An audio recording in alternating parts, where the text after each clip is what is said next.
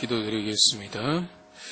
살아계신 하나님 아버지 감사합니다. 이 시간도 주님을 사랑하는 마음과 또 모든 것이 주신 분이 하나님심을 알고 또 주님 앞에 나와서 또 주께 예물을 드려 우리 사랑하는 성도의 손길과 그 마음을 주님 기억하여 주시고 그 삶을 받아주셔서 삶 가운데 풍성하게 베푸시는 하나님의 은혜에 대해서 늘 감사하며 기뻐할 수 있도록 주님 인도하여 주시옵소서. 우리의 삶의 모든 것들이 늘 하나님의 은혜임을 알고 그 은혜 가운데 늘 누리며 살아갈 수 있는 사랑하는 모든 성도 될 수 있도록 붙잡아 주시옵소서. 주께 감사드리며 예수님의 이름으로 기도드립니다. 같이 하나님 말씀 보겠습니다. 민수기 1장입니다.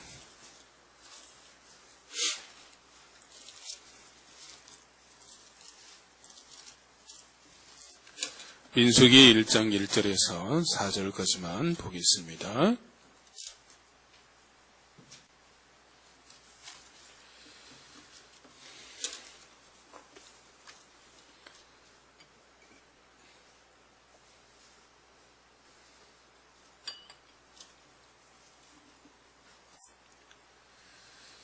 찾으셨으면 우리 짧으니까 같이 한 목소리로 봉독하도록 하겠습니다. 같이 읽습니다. 시작. 이스라엘 자손이 애굽 땅에서 나온 후 둘째 해 둘째 달 첫째 날에 여호와께서 시내 광야 해막에서 모세에게 말씀하여 이르시되 너희는 이스라엘 자손의 모든 해 중 각 남자의 수를 그들의 종족과 조상의 가문에 따라 그 명수대로 계수할지니 이스라엘 중 20세 이상으로 싸움에 나갈 만한 모든 자를 너와 아론은 그 진영별로 계수하되 각 지파의 각 조상의 가문의 우두머리 한 사람씩을 너희와 함께 하게 하라. 아멘.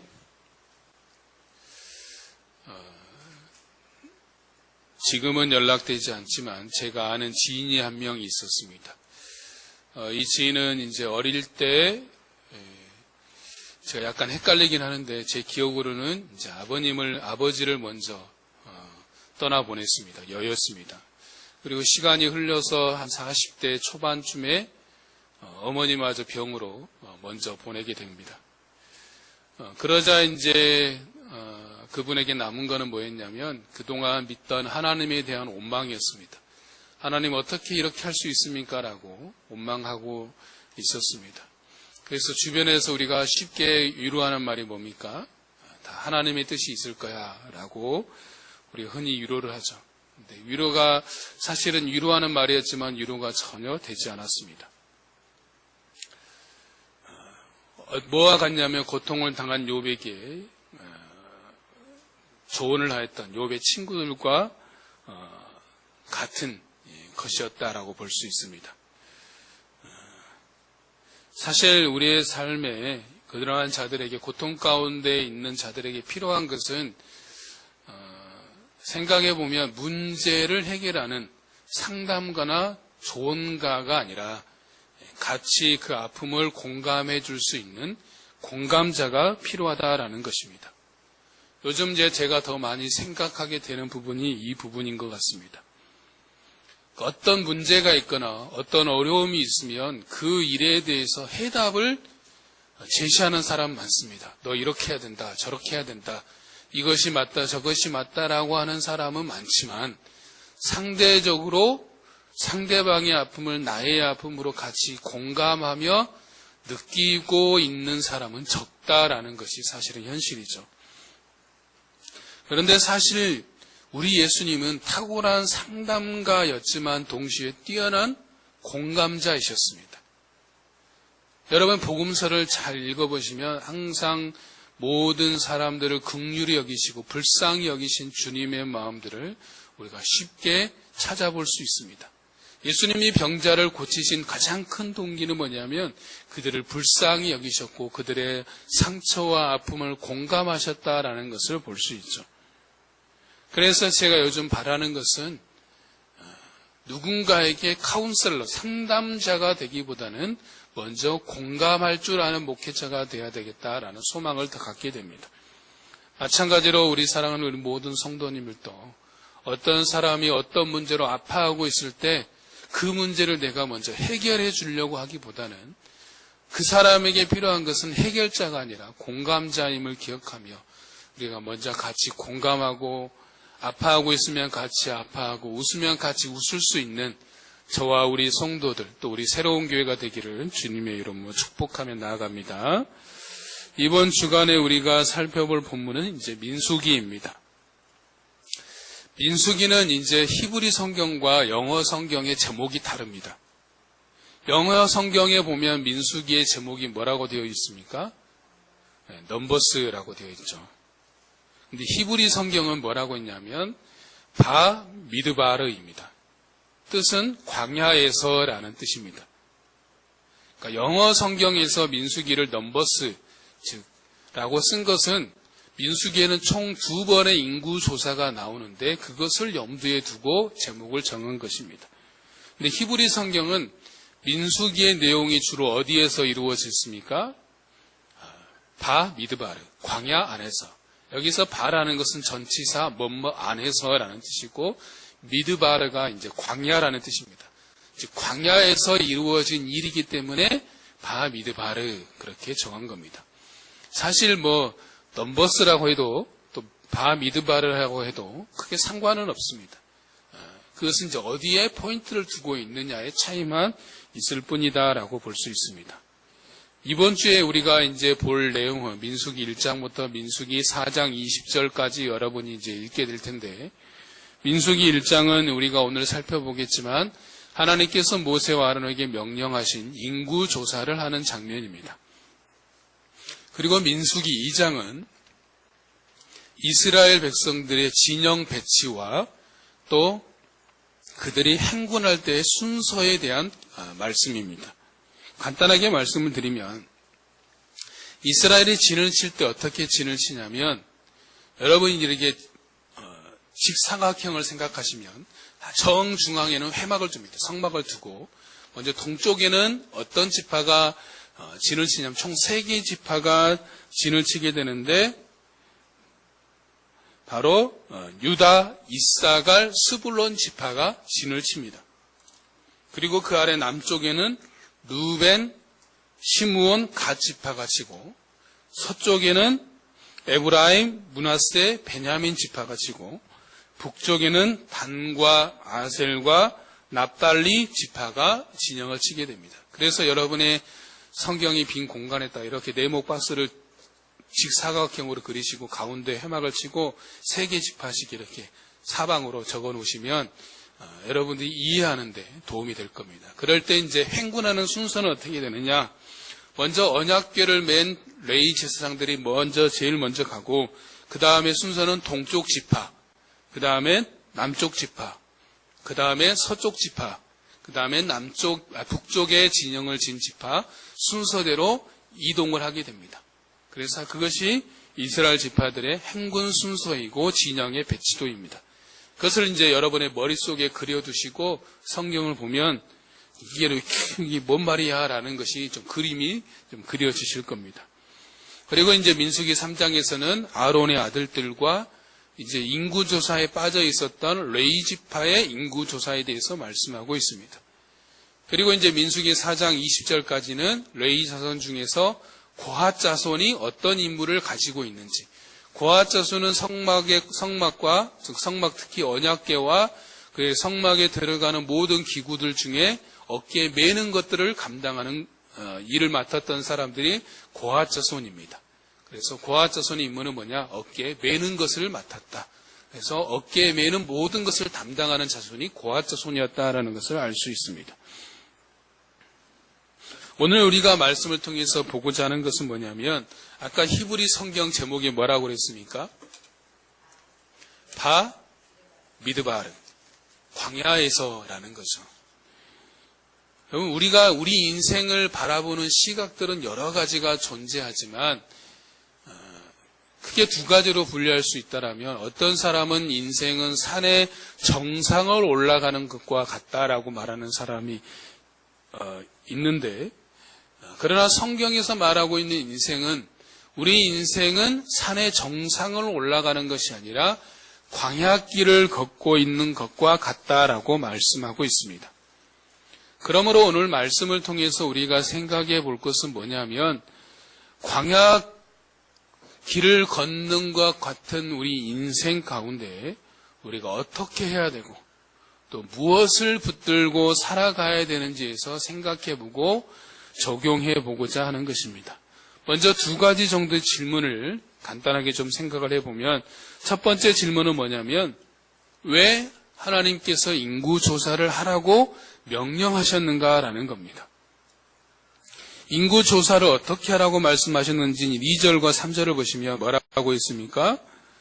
이스라엘 자손의 모든 해 중 각 남자의 수를 그들의 종족과 조상의 가문에 따라 그 명수대로 계산하라라고 말씀하고 계수하라고 말씀하고 있는데 그런데 남자들도 다 계수하는 것이 아니라 몇 세 이상입니까?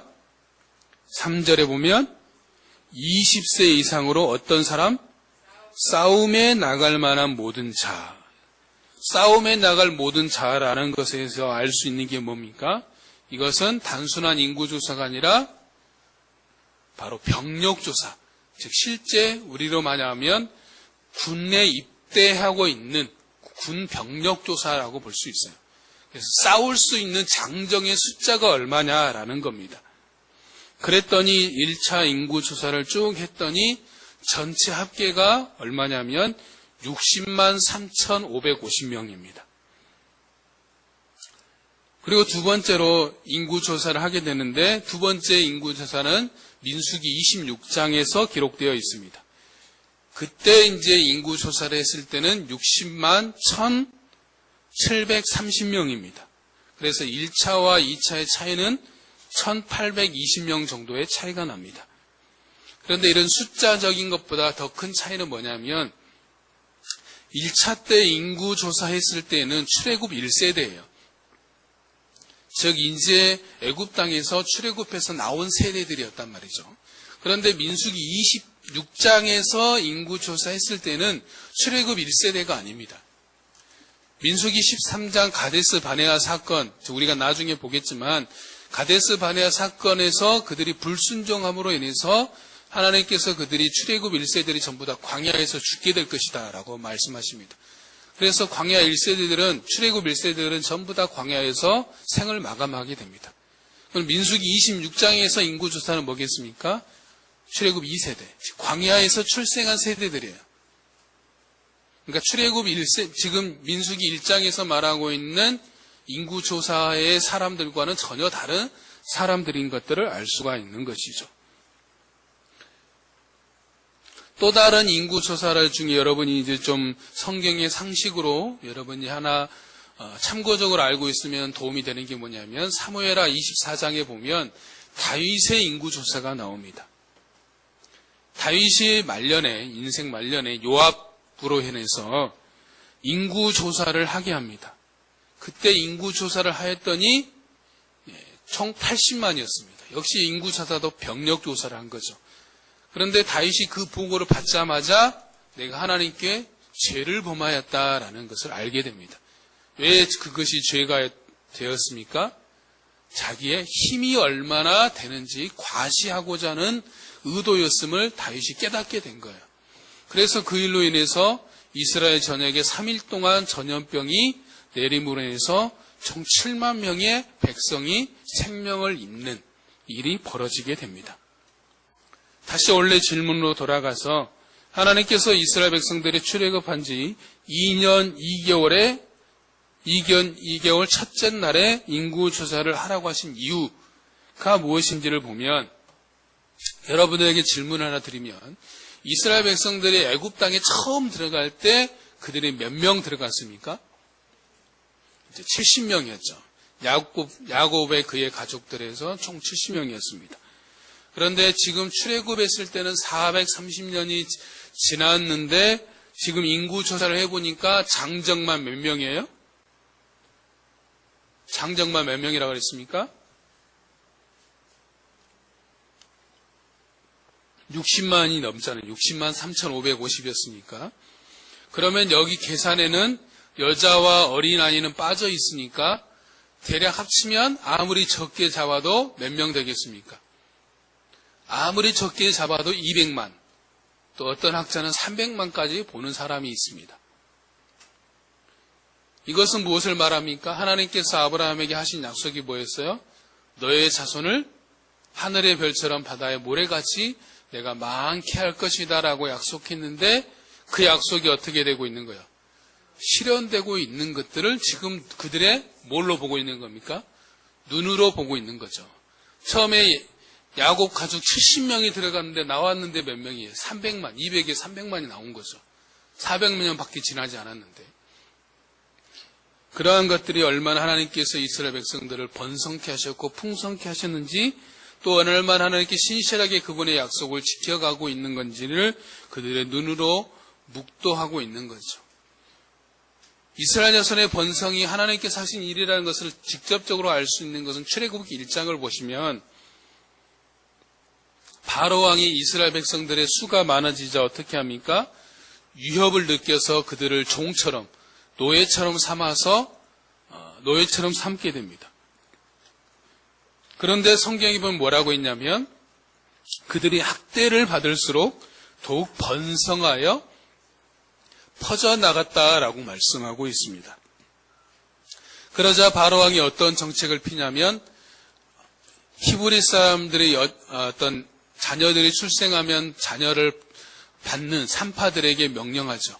남자아이가 나오면 무조건 죽이라라고 명령한데 그들이 히브리 산파들이 어떻게 합니까? 하나님을 두려워하여 죽이지 않죠. 그래서 하나님께서 그 히브리 산파 두 사람을 축복하셔서 그들이 복을 받게 되고 그 다음에 뭐라고 말하고 있냐라면 이스라엘 백성들은 번성하여 매우 강하여졌다라고 말하고 있어요. 그들이 학대받을수록 더욱 번성하고 강해진 이유가 뭐겠습니까? 하나님의 은혜, 하나님의 일하심, 하나님의 역사하심이었다라는 것을 알 수 있습니다. 그러므로 그들은 인구조사를 통해서 알게 되는 사실이 뭐예요? 이렇게 놀랍게 은혜롭게 풍성을 베푸신 또 그분의 약속하신 말씀을 신실하게 이루어 가시는 하나님의 은혜를 알게 되는 것이죠. 이것은 동시에 뭐를 말하냐면 지금 이스라엘이 어디에 서 있습니까? 신의 광야에 있잖아요. 그것은 이제 광야를 지나서 하나님이 약속하신 약속의 땅으로 들어가게 될 것인데 과거에 그렇게 행하셨던 하나님이 이제 앞으로 우리 광야의 생활 가운데 동일하게 신실하고 놀랍게 풍성하도록 인도하실 것이다라는 것들을 알게 되는 거죠. 그것을 보여주시는 거죠. 또 그러한 하나님을 너희들이 바라보고 의지하고 기대하며 소망하라라고 말씀하고 있는 겁니다.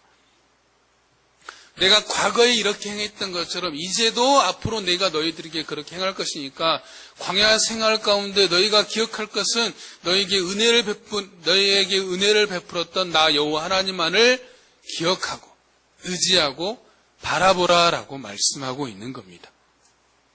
두 번째로 우리가 좀 생각해 볼 질문은 뭐냐면 하나님께서 그들에게 인구조사를 하라고 말씀하신 장소가 어디냐라는 거죠.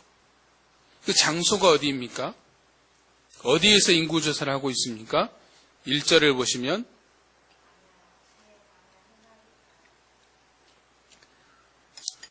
애굽 땅에서 나온 후 둘째 달 첫째 날에 여호와께서 신의 광야 회막에서라고 말씀하고 있죠. 서두에서 말씀드렸던 것처럼 우리 인생을 비유할 때 산에 오르는 것과 광야를 걷는 것 중에서 광야를 걷는 것과 같은 것이 우리 인생이다라고 말씀을 드렸습니다.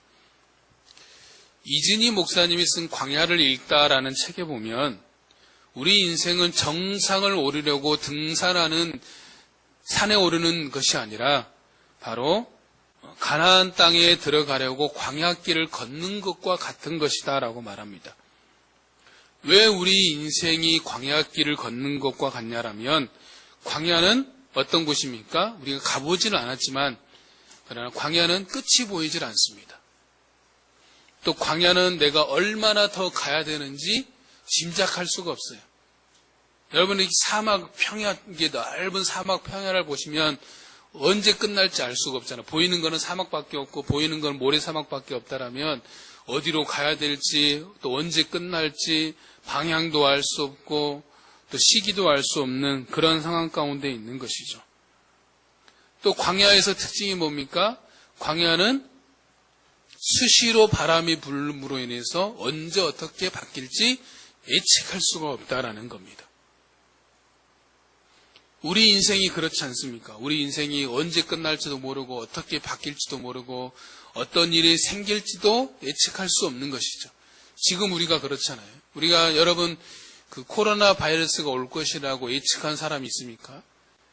어떤 전문가도 2020년에 코로나 바이러스로 인해서 우리가 어려움을 당할 것이다라고 예측한 전문가는 단 한 명도 없었습니다. 예측대로 되어지지 않죠. 지금도 어떻습니까? 곧 끝날 것이다라고 했던 것이 벌써 2년 가까이 흘러가고 있잖아요. 그리고 처음에 코로나가 터졌을 때 무슨 예상을 했냐면 반년 만에 끝날 줄 알았어요. 그래서 그때 뉴스의 대부분의 뉴스가 뭐였냐면 이제 우리나라도 학기를 미국처럼 가을 학기로 바꿔야 된다. 우리는 개학을 3월 달에 하잖아요. 근데 미국은 9월 달에 하잖아요. 그것처럼 이제 9월 달에 개학하는 걸로 바꿔야 된다라고 막 그런 것을 가지고 인터뷰하고 주장하는 내용이 있는데 근데 그게 내용이 얼마나 공허한 것인지를 우리가 지금 보여주고 있잖아요. 지금 우리가 백신 맞으면서 이제 곧 끝날 거라고 하지만 계속해서 또 다른 뉴스가 어떤 게 나옵니까? 변이 바이러스가 계속해서 등장해서 예측하지 못하는. 심지어 어떤 뉴스까지 있냐면 백신을 맞았지만 돌파하는 감염자까지 생기는 일도 발생하고 있는 것이죠. 이것은 무엇을 말하는 겁니까? 우리 인생은 예측대로 되지 않는다. 예측할 수 없다. 심지어 전 세계에서 가장 백신을 많이 맞은 나라가 이스라엘이거든요. 이스라엘은 그래서 심지어 마스크를 벗었었어요. 근데 다시 확산돼가지고 지금 다시 마스크를 썼습니다.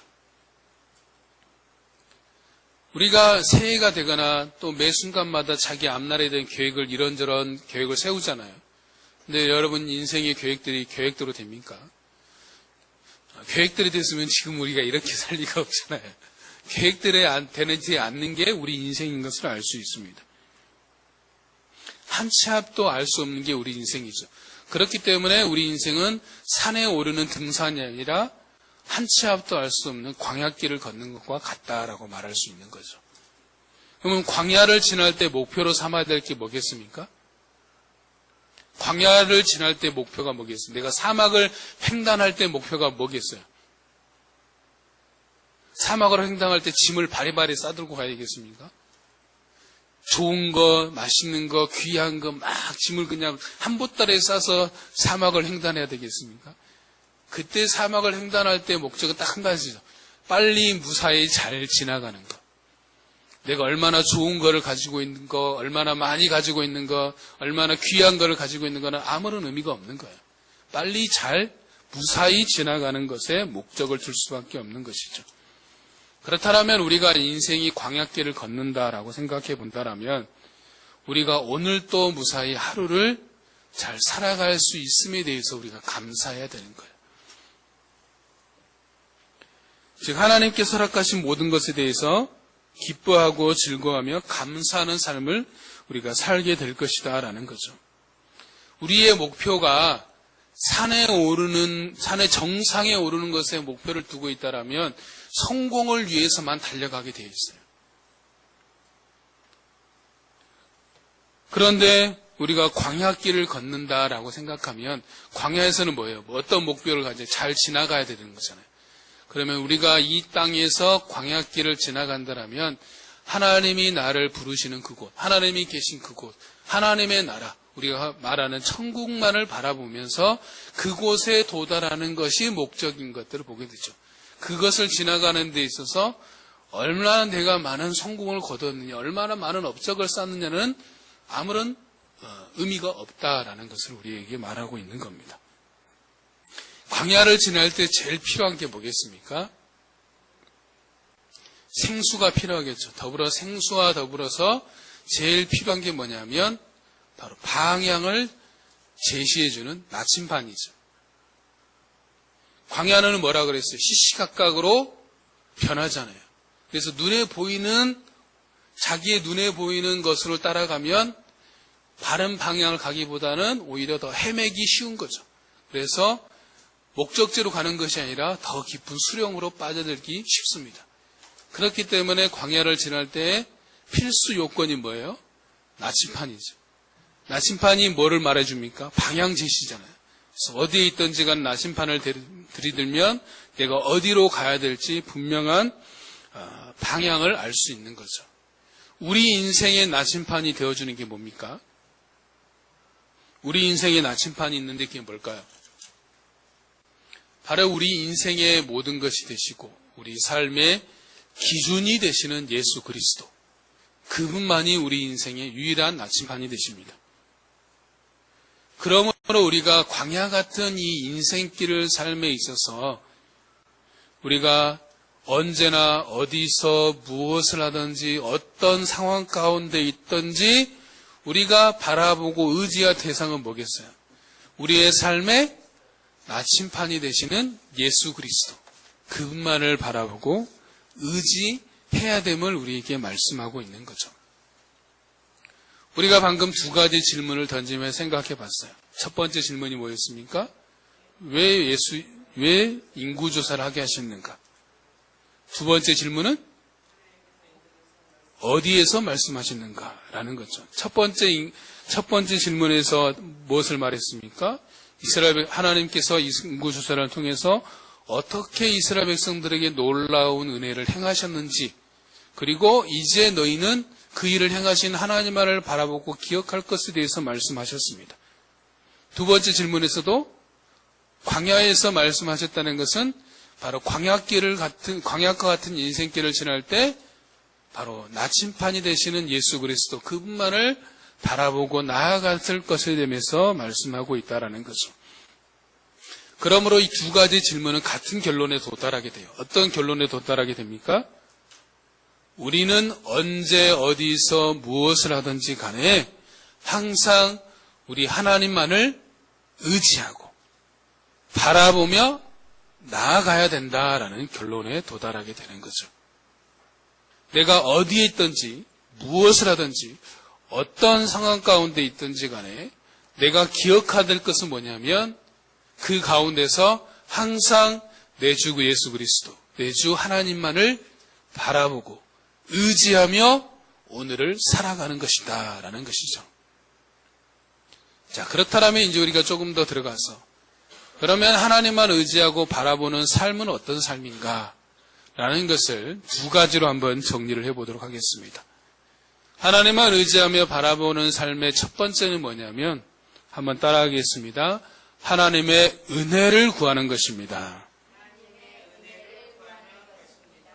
무엇을 구하는 것이라고요? 하나님의 은혜를 구하는 겁니다. 여러분에게 질문을 하나 드리겠습니다. 우리가 하루를 살면서 가장 절실하게 필요한 것이 무엇입니까? 여러분이 하루를 살 때 내 인생에서 없어서는 안 되는, 반드시 있기를 원하는 것이 있다면 그것이 무엇이겠습니까? 다른 것은 없어도 꼭 이것만은 있어야 된다. 무엇이 있어야 될까요?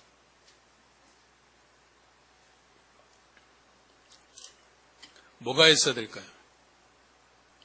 돈일까요?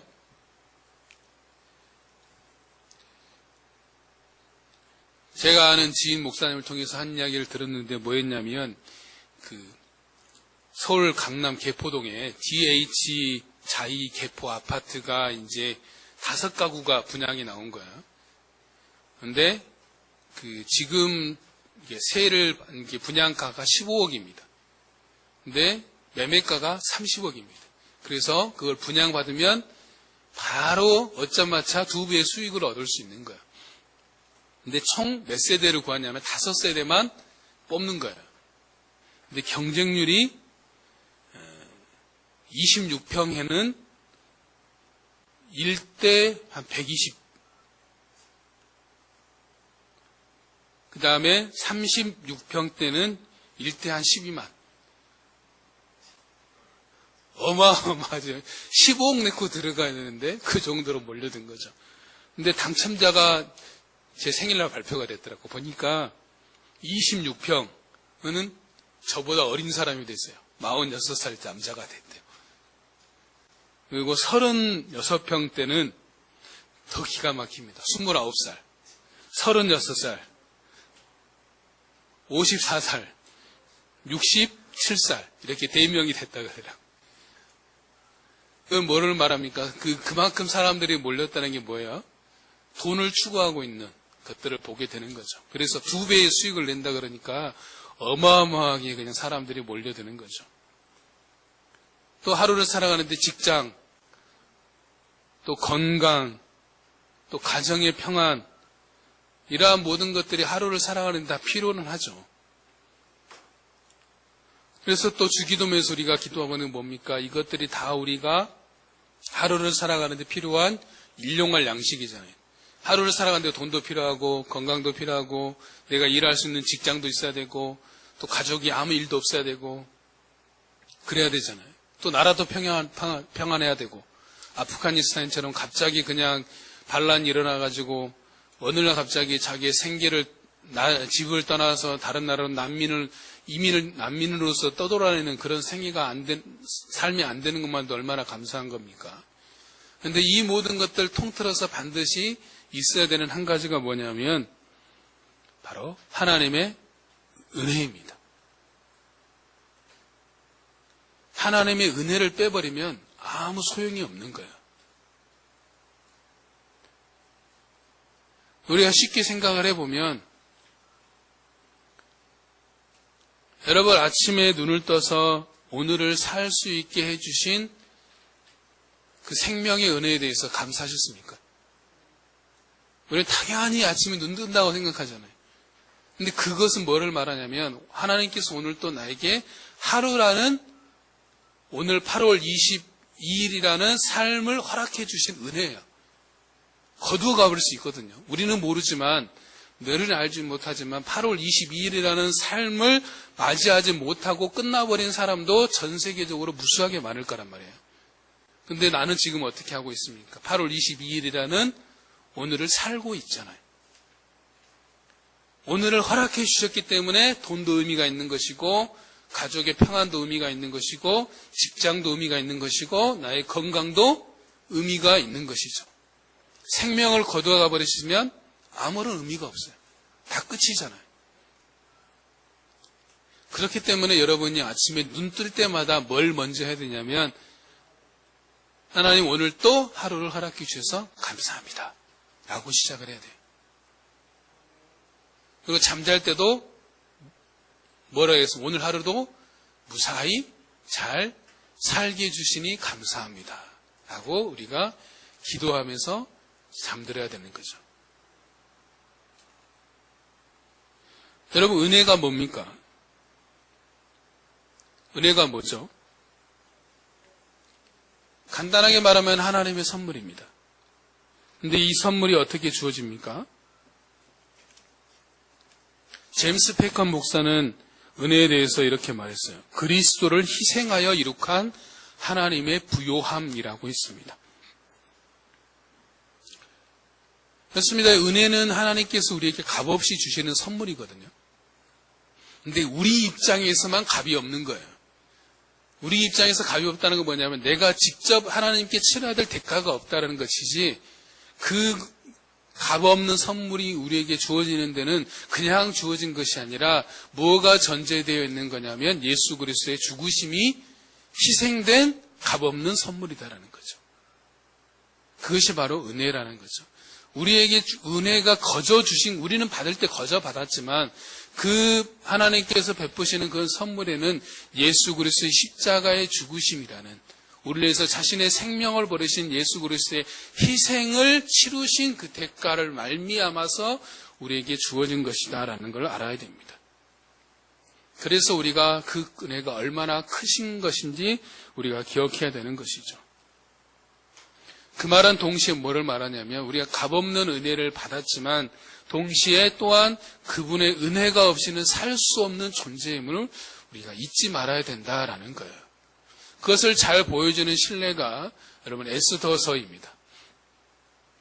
여러분 에스더서를 읽을 때 주목하여서 볼게 특별히 에스더서 2장을 여러분 좀 주목해서 읽어보시길 바랍니다.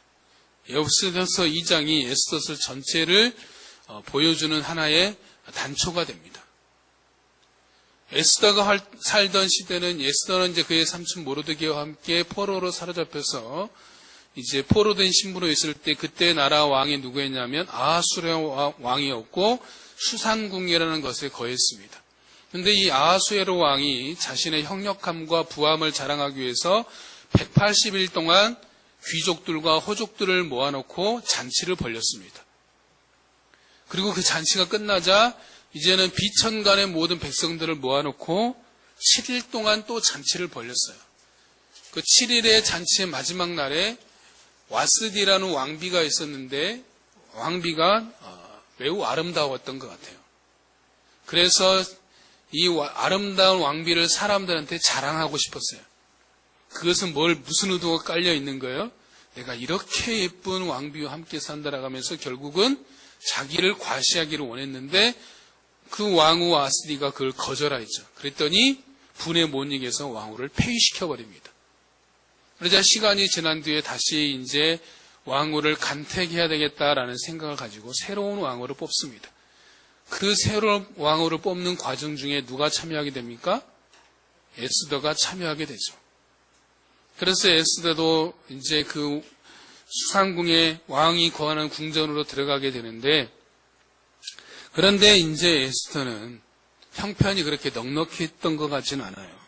그래서 에스더가 왕비를 뽑는 관택을 참여하는 때 참여하는 모든 참가자들을 어떤 그 관리했던 사람이 헤게라는 신하였는데 그 헤게의 신하의 관리 아래 들어가게 됩니다. 그런데 헤게가 에스더를 좋게 보고 은혜를 베풀었습니다. 에스더는 헤게가 정해준 것 외에는 다른 어떤 것도 구하지 않았어요. 다른 참가자들은 각자 자신이 가지고 온 것이 있었는데 에스더는 헤게가 준 것 외에는 즉 나라에서 정해진 것 외에는 별도로 요구한 것이 없었다라는 거죠. 그런데도 헤게의 눈에 사랑스러워 보였고 또 다른 참가자들의 눈에도 사랑스러워 보였습니다. 심지어 이제 한 사람씩 왕 앞에 나아가서 간택을 받는 과정을 거치는데 왕이 에스더를 보자 갑자기 에스더가 너무나 사랑스러워 보인 거예요. 그래서 그에게 은혜를 베풀어서 에스더가 왕후가 된 것이죠. 그래서 에스더의 삶을 한마디로 정리하면 은혜, 곧 은총이다라고 말할 수 있습니다.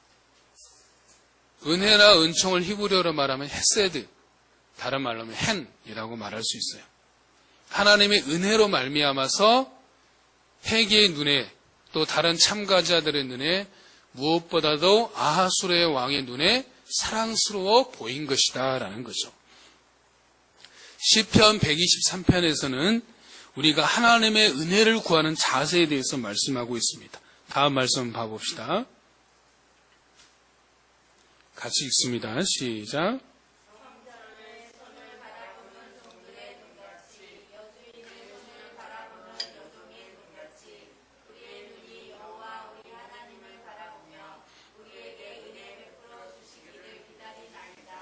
아멘. 상전의 손을 바라보는 종들의 눈같이, 여주인의 손을 바라보는 여종의 눈같이 우리 눈이 여호와 하나님을 바라보며 우리에게 은혜 베풀어 주시기를 기다리나이다 라고 구하고 있죠. 상전의 손을 바라보는 종들의 눈, 여주인의 손을 바라보는 여종의 눈이 어떻겠습니까? 어떻게 바라보겠어요? 상전의 손을 바라보는 종의 눈, 여주인의 손을 바라보는 여종의 눈이 어떤 눈이겠습니까? 그냥 흔히 말하는 동태 눈이겠습니까? 흐리멍텅한 눈이겠습니까? 어떤 눈으로 자기 주인을 바라보겠어요? 간절함으로 바라볼까요? 사모함으로. 나에게 어떤 은혜를 주시려나, 어떤 호의를 베푸시려나, 또 호의를 베풀어 주시기를, 하나라도 더 주기를 바라는 마음으로 바라보는 거죠. 그래서 우리가 하나님의 은혜를 구할 때 어떤 눈이 돼야 되느냐? 하나님의 은혜를 간절히 바라야 된다라는 거죠. 시편 63편에 보면 다윗이 아들 압살롬의 반란으로 인해서 유다 광야로 쫓겨났을 때 이렇게 고백하고 있습니다. 다음 말씀을 봐봅시다. 같이 읽습니다.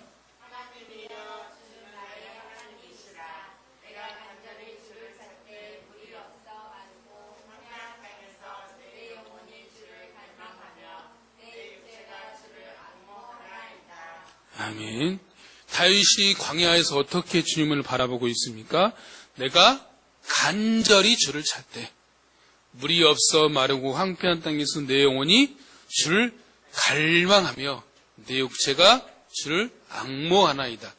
3번이나 반복하고 있잖아요. 간절합니다. 갈망합니다. 앙모합니다. 라고 말하고 있는 것들을 보게 되죠.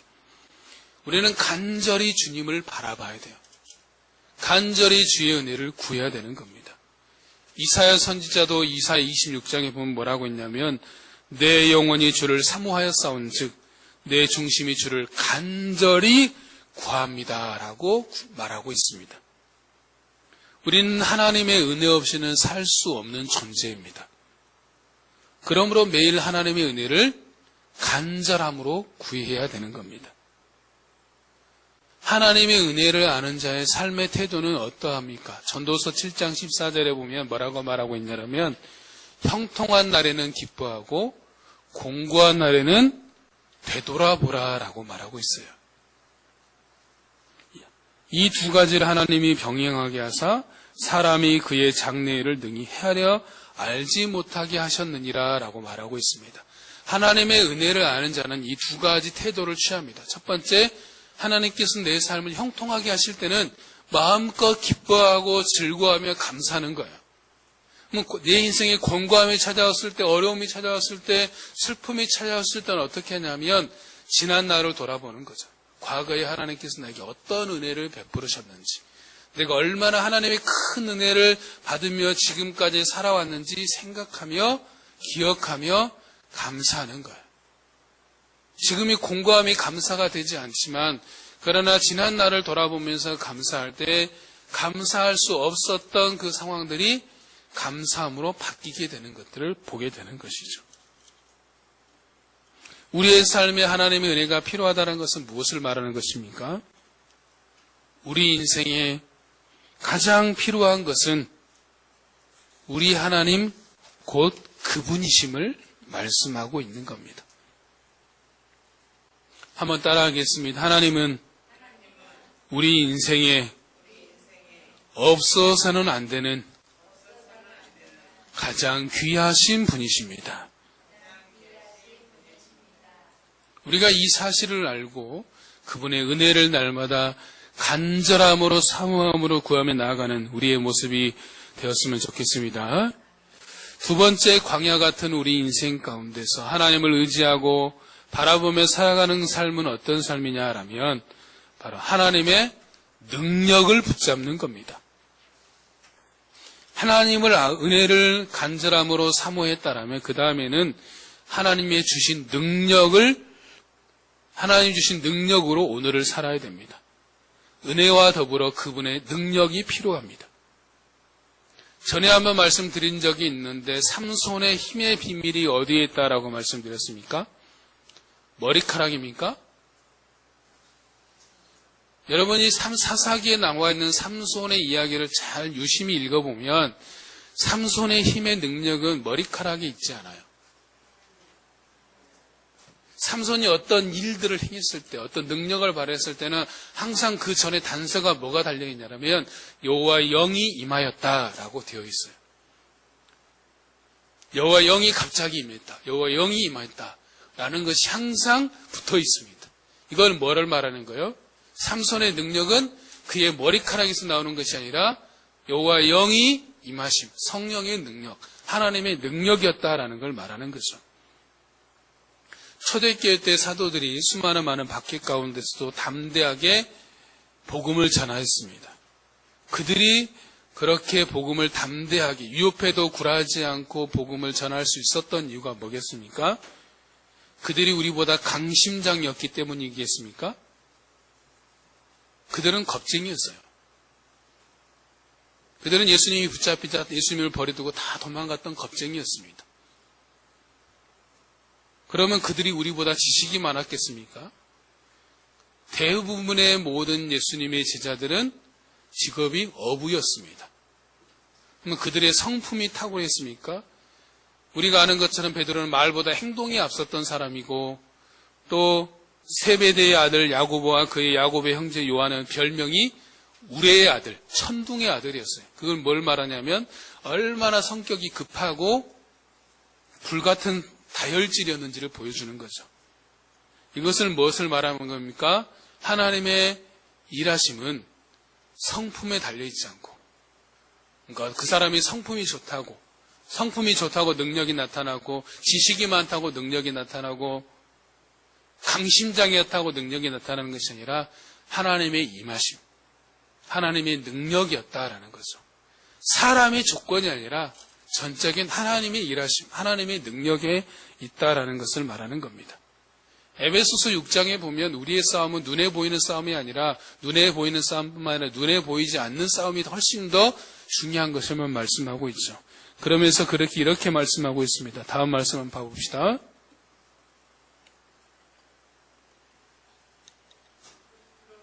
같이 읽습니다.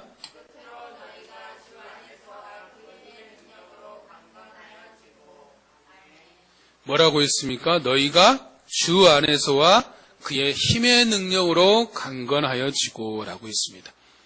고린도후서 10장 4절에서는 우리의 싸우는 무기는 육신에 속한 것이 아니요 오직 어떤 견고한 진도 무너뜨리는 하나님의 능력이라 라고 말씀하고 있어요.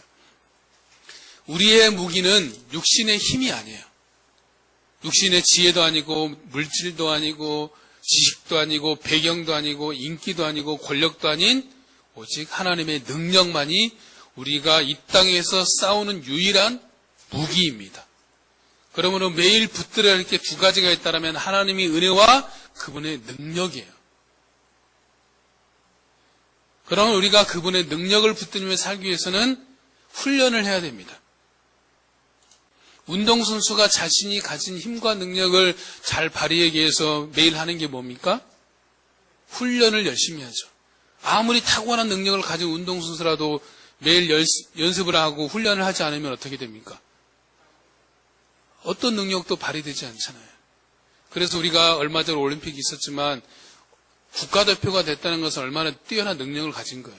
그럼 국가대표가 됐다고 해서 가만히 있습니까? 그들 태릉 선수촌에 가서 오히려 배 이상으로 땀 흘려서 열심히 훈련하잖아요. 마찬가지입니다. 우리에게 하나님의 은혜가 필요하지만 은혜로 충분해. 그럼 나는 아무것도 안 해도 돼. 이게 아니라 은혜와 더불어서 하나님 주신 능력을 붙들어야 됩니다. 그 능력을 붙드는 훈련을 해야 되는 거예요. 어떤 훈련을 해야 되느냐? 간단하게만 말씀드리면 첫 번째는 기도 훈련을 해야 됩니다. 기도 훈련이 뭐예요? 하나님의 능력을 붙드는 훈련이 바로 기도 훈련이죠. 성경에서는 기도를 어떻게 하라고 했어요? 기도를 어떻게 하라고 그랬죠?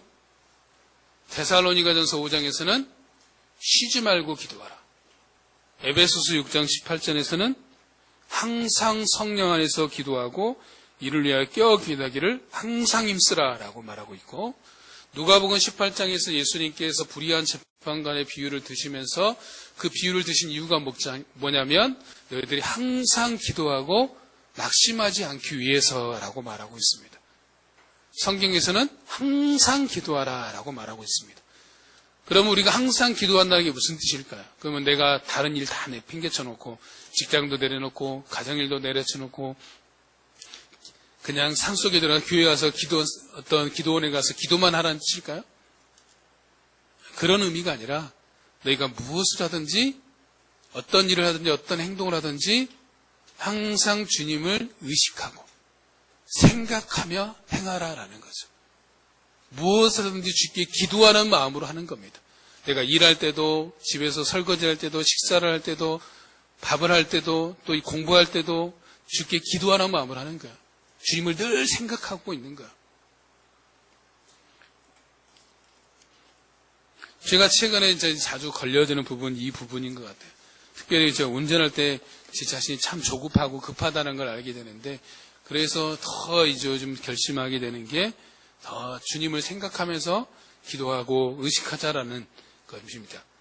마찬가지입니다. 항상 내가 무엇을 하든지 간에 주님을 생각하고 의식하며 하는 것이 기도하는 것, 쉬지 않고 기도하는 삶이다라고 말할 수 있어요. 두 번째 어떤 훈련을 해야 되냐? 감사 훈련을 해야 됩니다. 아주 작고 사소한 것에서부터 감사하는 것입니다. 좋은 일이든 안 좋은 일이든 무엇이 되었든 의식적으로 감사하는 겁니다. 그러다 보면 처음에는 감사되어지지 않았던 그것들이 나중에는 진정한 감사로 바뀌어져 있을 겁니다. 또 세 번째는 말씀을 통해서 그분의 음성을 듣는 훈련을 해야 됩니다. 하나님의 말씀을 항상 가까이 하고 그 말씀을 내 마음의 저수지에 부지런히 채워야 되죠. 그 이유는 나에게 말씀하실 때 내가 그 말씀을 들을 수 있는 귀가 열리도록 우리가 기도하며 훈련해야 되는 겁니다. 그 네 번째는 말씀을 그대로 따라가는 훈련, 순종의 훈련입니다. 말씀을 듣는 목적은 한 가지입니다. 순종하기 위해서입니다. 그래서 정리를 해보면 우리는 기도 훈련, 감사 훈련, 듣는 훈련, 순종 훈련을 해야 되는데 이는 우리의 시선을 교정하는 겁니다. 시선을 교정한다는 건 뭐냐면 우리가 바라봐야 될 대상을 똑바로 바라봐 주게 해주는 겁니다. 그럼 우리가 바라봐야 될 대상이 누구예요? 히브리서 12장 2절 말씀에 의하면 믿음의 주여 또 우리를 온전케 하신 이인 예수를 바라보자라는 거죠. 예수님을 똑바로 바라볼 수 있도록 시선 교정하는 훈련이다라는 거죠. 그것이 바로 기도 훈련이요, 감사 훈련이요, 듣는 훈련이요, 순종 훈련이다라는 거죠. 그러면 여기서 바라본다는 것은 그냥 막연하게 제가 이렇게 윤활을 바라보듯이 이렇게 막연하게 바라보는 이런 것을 말하는 게 아니에요. 영어로 보면 픽싱이라고 되어 있어요. 고정시키는 딱 한 군데만 집중해서 바라보는 거예요. 그래서 옆에서 뭐라 그러든지 다른 것이 내 옆을 지나가도 쳐다보지 않는 거예요. 여러분이 어떤 집중해서 어떤 대상을 바라보면 다른 것이 눈에 들어옵니까? 안 들어옵니까? 안 들어오잖아요. 보이지 않잖아요. 그것을 말하는 겁니다. 그게 예수님을 바라보는 겁니다. 예수님을 바라본다는 것은 또 다른 말로 하면 늘 예수님을 생각하며 사는 것입니다. 로렌스 형제는 하나님의 임재 연습에서 이렇게 말하고 있어요. 제가 잠깐 읽어드리겠습니다. 하나님을 자주 생각하십시오. 밤낮으로 주님을 생각하십시오. 일할 때도 주님을 생각하고 쉴 때도 주님을 생각하십시오. 주님은 늘 당신 곁에 계십니다. 주님을 절대 떠나지 마십시오. 찾아온 친구를 혼자 내버려 두는 것은 무례한 일입니다. 주님을 잊지 마십시오. 주님을 자주 생각하십시오. 끊임없이 주님을 경배하십시오. 주님과 함께 살고 함께 죽으십시오. 이것이 그리스도인이 즐길 수 있는 영광입니다. 이렇게 할 준비가 되어 있지 않다면 반드시 이것을 익혀야 합니다. 라고 했습니다. 여러분, 주님을 생각하는 연습을 해야 되는 거예요. 무엇보다 우리가 해야 되는 훈련은 뭐냐면 주님을 생각하고 또 생각하고 또 생각하는 연습, 훈련을 해야 되는 겁니다. 그러면 어떻게 하면 주님을 또 생각하고 또 생각하고 또 생각할 수 있는가? 사실은 그 힘이 나올 수 있는 것은 뭐냐면 여러분, 예수님께서 산상수훈에 사신 팔복 말씀 아시죠? 그 팔복이 뭡니까? 심령이 가난한 자, 애통하는 자, 온유한 자, 의에 줄이고 목마른 자, 긍휼히 여기는 자, 마음이 청결한 자, 화평하게 하는 자, 의를 위하여 박해를 받는 자라고 말하고 있죠. 이렇게 어떻게 보면 몇 사람을 이야기하는 것 같습니까? 흔히 우리가 범하기 쉬운 오류가 뭐냐면 팔복, 그러니까 8가지 복이거나 8사람에 대해서 말하고 있는 것처럼 우리가 착각하기 쉬운데 사실은 단수입니다. 한 사람입니다. 한 사람의 8가지 측면을 말하는 거예요. 그러니까 심령이 가난한 사람이 애통할 수도 있고, 심령이 가난한 사람은 애통한 자가 되며 온유한 자가 되고, 마음에 청결한 자며 화평케 하며 의에 줄이고 목마른 자가 되고, 의를 위하여 박해를 받는 자가 되는 겁니다. 에베소서 말씀에 여러분 보시면 가장 자주 반복되는 단어이자 구절이 있어요. 무슨 말씀이 있냐면 예수 그리스도 안, 그분 안, 그 안이라는 말이 100번 이상 반복됩니다. 예수 그리스도 안에, 그분 안에, 그 안에 같은 말이잖아요. 그분 안에, 그 안에, 그리스도 안에 이 말이 계속해서 반복되는 것들을 알 수 있을까? 아까 우리가 에베소 6장에서 봤잖아요. 주 안에서. 다 같은 말이거든요. 그래서 여러분이 에베소 말씀 읽을 때 그분 안에 있다, 그리스도 안에 있다, 주 안에 있다 이 구절이 보이면 동그라미 한번 쳐보십시오. 그러면 동그라미로 가득한 에베소서가 될 거예요. 제가 본 걸 기억으로 하면 126회 정도 나온다고 되어 있습니다. 요한복음 15장 5절의 말씀에 보면 예수님께서 나는 포도나무에 너희는 가지라 라고 말씀하시면서 너희가 내 안에 있으면 많은 열매를 맺지만 너희가 내 안에 있지 않으면 아무것도 할 수 없습니다 라고 말하고 있는데 여기서 중요한 핵심은 뭐예요? 예수님 안에 있으면 열매를 많이 맺는다? 많이 맺지 않는다? 이게 아닙니다. 핵심은 뭐예요? 그분 안에 있는 것. 그분 안에 있는 것이 핵심이고 열매 맺는 삶의 본질이고 주님과 친밀함을 누리는 비밀이에요. 내가 어떻게 주님과 친밀함을 누릴 수 있는가? 그분 안에 있는 겁니다. 그러면 남은 문제는 뭐냐면 우리는 지금도 그분 안에 있거든요. 근데 문제는 내가 그분 안에 있음을 누리고 있느냐, 누리지 못하고 있느냐의 차이만 있는 겁니다. 그러면 어떻게 하면 누릴 수 있는가? 그분의 마음을 아는 겁니다. 하나님 아버지의 마음을 알아야 됩니다. 부모와 자녀의 관계를 돈독하게 하는 방법은 뭐냐면 자녀가 부모의 마음을 아는 거예요. 자녀가 아버지의 마음을 알고 엄마의 마음을 알면 신뢰하게 되고 깊어지게 됩니다. 모르면 관계가 서먹서먹하겠죠. 마찬가지입니다. 하나님의 아버지의 마음을 알면 더 가까워지고 더 친밀해지고 더 그분을 사모하게 되는 것입니다. 다음 그림을 하나 한번 봅시다.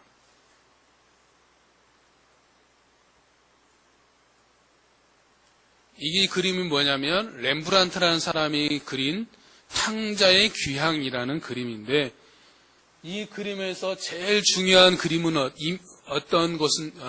그림은 어떤 그림일까요? 핵심이 있어요. 핵심.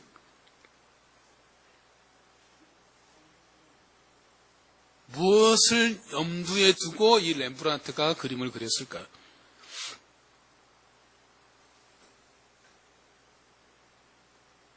어디가 밝게 빛나고 있는가를 보십시오. 어디가 밝게 빛나고 있어요? 잘 모르겠어요? 여기서 핵심은 이제 화면상은 좀 그럴 수 있는데 아버지의 손입니다. 렘브란트의 핵심은 아버지의 손에 키포인트를 두고 있는 거예요.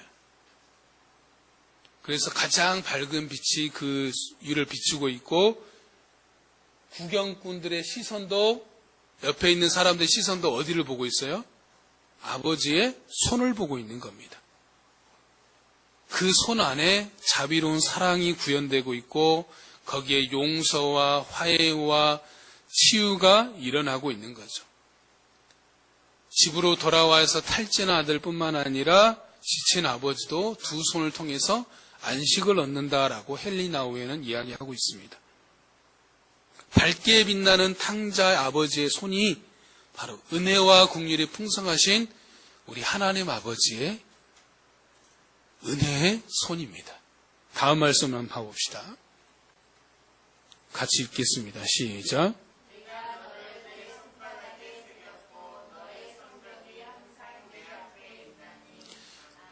하나님은 우리를 어디에 새겼다라고 말씀합니까? 손바닥에 쓴 것이 아니라 뭐라고요? 새겨버렸다. 새긴 거는 지워집니까? 안 지워집니까? 지워지지 않죠. 여러분은 어떤 사람이냐면 하나님의 손바닥에 새겨진 존재입니다. 그건 뭘 말하겠어요? 하나님이 변하지 않고 지워지지 않는 사랑을 받는 존재라는 것을 말씀하고 있는 거예요. 한번 따라하겠습니다. 나는 하나님의 손바닥에 새겨진 존재이다. 여러분 삶에 힘들고 지칠 때마다 이걸 기억하십시오. 나는 하나님의 손바닥에 새겨진 존재이다. 말씀의 결론을 내리면서 연탄기를 쓴 이철환 작가가 예수 믿으면 행복해질까라는 책을 썼습니다.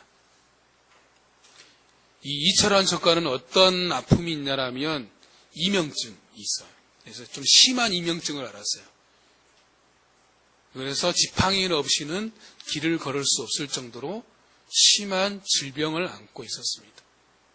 그 가운데서 이제 예수님을 만나고 또 경험했던 내용들을 쓴 거죠. 그래서 예수 믿으면 행복해질까라는 것은 뭘 말하는 거예요? 예수 믿으면 행복해진다라는 것을 이제 에세이 형식으로 써내려가는 책입니다. 여러분 기회가 되시면 한번 구입해서 읽어보시면 괜찮습니다. 아니면 제가 빌려드릴 수 있습니다. 이건 빌려드릴 수 있습니다. 낙서가 별로 없기 때문에. 그 보면 이런 구절이 있어요. 하나님은 우리에게 말씀하십니다. 그렇게 쓰러지고 쓰러지면서 내게로 오는 거라고. 쓰러져도 괜찮다고. 나만 잊지 않으면 된다고 말입니다. 다시 한번 읽어드리겠습니다. 생각해 보시기 바랍니다. 하나님은 우리에게 말씀하십니다. 그렇게 쓰러지고 쓰러지면서 내게로 오는 거라고. 쓰러져도 괜찮다고. 나만 잊지 않으면 된다고 말씀하십니다. 그렇습니다. 우리 인생은 광야길을 걷는 것과 같습니다. 앞이 보이지 않고 막막하고 답답한 현실, 무언가에 사로잡혀 억눌려 있는 현실, 내 마음의 근심과 염려와 스트레스로 깝깝한 현실, 어떻게 해야 될지 모르는 두려운 현실들이 우리 앞에 펼쳐져 있죠. 그래서 그러한 현실 내에서 우리의 삶이 아프기도 하고 슬프기도 하고 고통스럽기도 하고 그 가운데 좌절하기도 하며 넘어지기도 하고 쓰러지기도 하는 게 우리 인생입니다. 그럼에도 예수님께서는 하나님께서 뭐라고 말씀하시냐면 그럼에도 나를 잊지 말고 기억하며 그 가운데로 나아오라 라고 말씀하는 겁니다. 여러분 혹시 아픔 가운데 있습니까? 아파하면서 주님을 기억하며 바라보며 의지하며 나아가는 겁니다. 슬픔 가운데 있습니까? 슬퍼하면서 울면서 그분 앞에 나아가는 겁니다. 고통 가운데 있으면 고통 가운데 부르짖으며 하나님 나 너무 아픕니다. 너무 고통스럽습니다. 라고 나아가는 겁니다. 좌절이 되고 낙심이 되면 하나님 너무 내 마음이 무겁고 낙심이 되고 힘듭니다. 라고 그렇게 하면서 나아가십시오. 우리가 기억할 것은 한 가지, 그분만을 잊지 않으면 됩니다. 그분만을 의지하면 됩니다. 그분만을 바라보시면 됩니다. 에스겔서 48장 마지막에 보면 딱 한 구절로 그렇게 마무리를 하고 있는데 우리 하나님은 여호와 삼마라고 말씀하십니다. 여호와 삼마라는 뜻이 뭐냐면 거기 계시는 하나님이라는 뜻입니다. 거기 계신다는 건 뭐냐면 하나님은 나의 슬픔 가운데, 나의 고통 가운데, 나의 괴로움 가운데, 나의 스트레스와 걱정과 염려와 좌절과 낙심과 모든 아픔 가운데 거기 계시는 하나님이십니다. 거기 계시는 하나님을 여러분 기억하시고 그 하나님을 붙드시고 의지하며 바라보며 나아가는 우리 사랑하는 모든 성도님 되시기를 바랍니다. 그러하면 빌립보서에서 말씀하신 것처럼 모든 지각에서 뛰어나신 하나님의 평강이 우리 모든 성도들의 마음과 생각을 지키실 것이다 라고 확신합니다. 우리 함께 찬양하겠습니다. 잘 모르시지만 우리 같이 한번 찬양합니다. 가사를 생각하시면서 은혜로만 들어가네.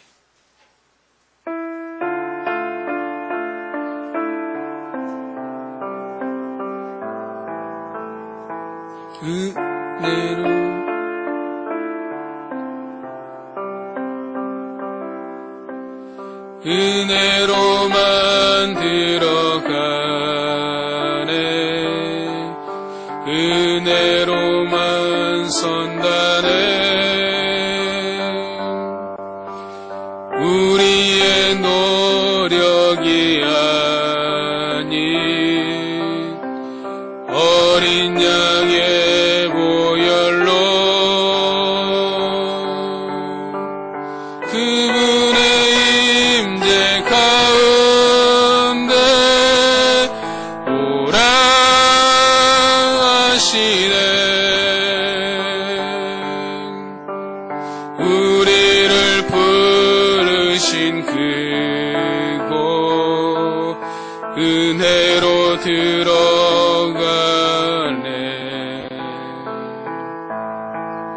주님의 그 은혜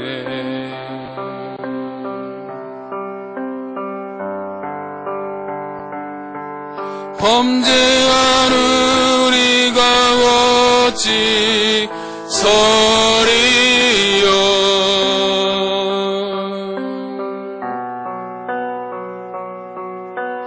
어린 양의 보혈이 깨끗게 하시네.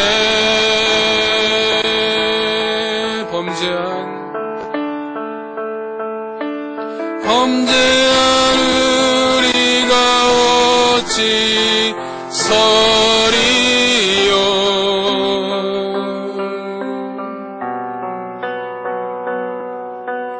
어린 양의 보혈이 깨끗게 하시네.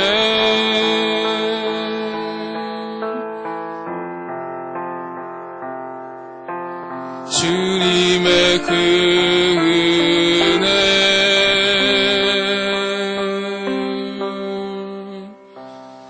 기도하겠습니다. 하나님 감사합니다. 우리가 오늘 또 예배를 드릴 수 있는 것도 하나님의 은혜이고 오늘을 살아갈 수 있는 것도 하나님의 은혜이며 우리가 먹고 마시고 누릴 수 있는 것 우리가 또 말하고 걸을 수 있으며 또 함께 교제할 수 있는 이 모든 것들이 다 하나님의 은혜임을 알게 하시니 감사합니다. 하나님 매일 우리는 하나님의 은혜가 없이는 살 수 없사오니 매일 그 하나님의 은혜를 간절히 삼음으로 나아가오니 우리 사랑하는 모든 성도들에게 주의 풍성한 은혜를 넘치도록 부어주시옵소서. 그 은혜를 날마다 누리며 살게 하여 주시옵소서. 또한 하나님 아버지 우리 하나님의 능력을 붙들며 살기 원합니다. 우리의 싸우는 무기는 오직 하나님의 능력이오니 하나님의 능력으로 무장되어서 오늘을 살아갈 수 있도록 주님 인도하여 주시옵소서. 행여라도 하나님 사랑하는 우리 성도들 가운데 아파하는 자 있습니까? 고통 가운데 있습니까? 슬픔 가운데 있습니까? 스트레스와 염려 가운데 또 많은 좌절과 낙심 가운데 주저앉아 있는 우리 성도들이 있다면 우리 성도들 여호와 삼마의 하나님 거기 계신 하나님 은혜가 풍성하신 그 하나님을 경험하게 하여 주시옵시고 하나님 울면서 고통 가운데 있지만 울면서 주님을 바라보게 하여 주시고 고통 가운데 주님을 바라보게 하여 주시고 아파하며 주님을 바라보게 하여 주시고 그 가운데 주님을 의지하며 바라볼 때 주님이 주시는 평강이 마음과 생각을 삶을 지키시는 것들을 경험할 수 있도록 주님 인도하여 주시옵소서. 지금은 우리 주 예수 그리스도의 은혜와 하나님의 크신 사랑과 성령님의 감화감동 교통하심이 모든 지각에 뛰어나신 하나님의 평강이 사랑하는 모든 성도들의 마음과 생각을 지키시며 평강에 더하실 것들을 구하며 나아가는 우리 사랑하는 모든 성도들 머리 위에 지금부터 영원까지 항상 함께 있을지어다.